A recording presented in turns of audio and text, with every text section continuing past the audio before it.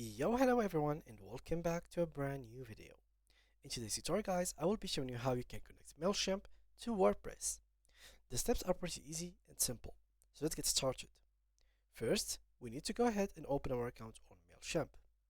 Second, go to integrations and search for WordPress. Here we go, and there it is. Choose the first one, and then we click on get started. There's a couple of conditions or requirements that we need to know. You need to own a WordPress account. That's very basic. The second thing is you need to own it with the domain name linked to it and a premium plan. Now, not every premium plan works for us. Let me just open WordPress.com to show you exactly what kind of plan you need. So, normally, this plugin or basically this Mailchimp is going to be added to our WordPress as a plugin. To add a plugin, we need to upgrade our plan. Here we go, by going right here.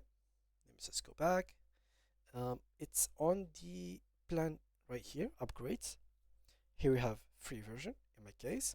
So in your case, guys, you will need to get business or commerce because premium one doesn't have plugin download, but here we have install plugins. Also goes for here. So let's filter it, and as you can see, they are the only ones that has the install plugin option. So the only way to actually get it is to pay $25 or $35 plus the domain, so you can connect your basically Mailchimp to your WordPress. You simply, after you get them, go here, upload, click in here, and after that you click on download.